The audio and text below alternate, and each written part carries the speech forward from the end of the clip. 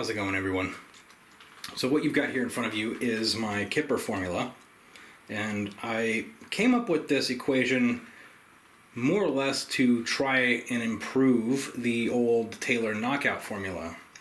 And as far as I know, I don't think anybody's come up with anything like this since John Taylor came out with that formula at the turn of the last century. So what this is for is I feel that it is a more accurate and more effective way to compare cartridges against one another, especially when it comes to hunting cartridges.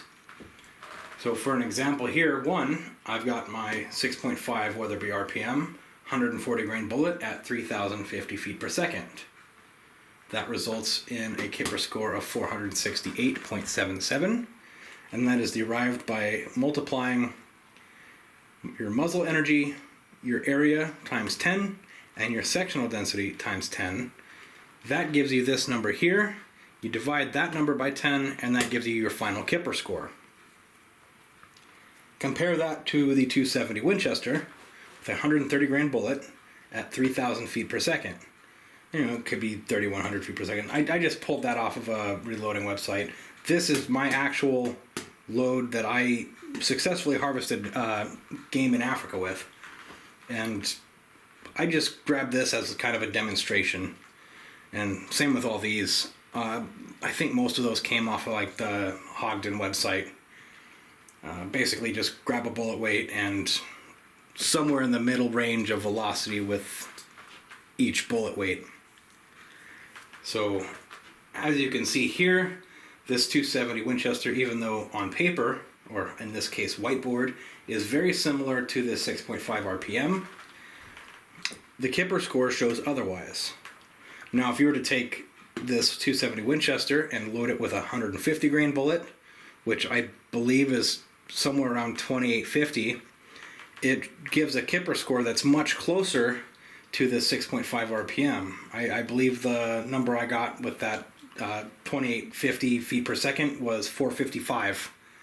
455 point something.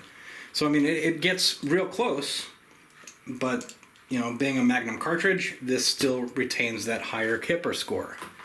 And even here, with this 308 Winchester, 180 grain bullet at 2,600 feet per second,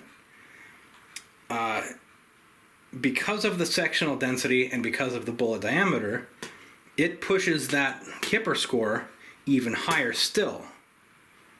And even with the 150 grain bullet, that K.I.P.R score is higher than the 6.5 RPM. Now, granted, these are all at the muzzle.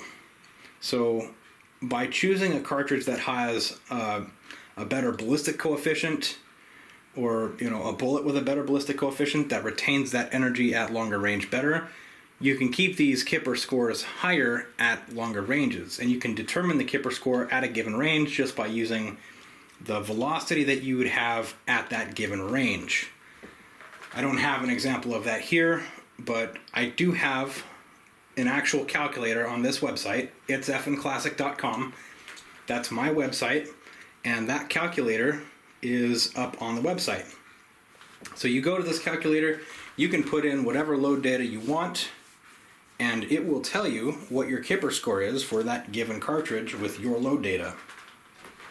So on the K.I.P.R calculator, which is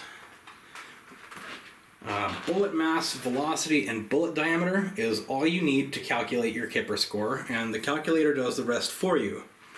And hopefully this is useful to some of you, those of us that like numbers and the more nerdy side of things. I thought this was a really cool thing to put together, and other people probably doesn't matter to them at all. But regardless of that, feel free to check it out on my website.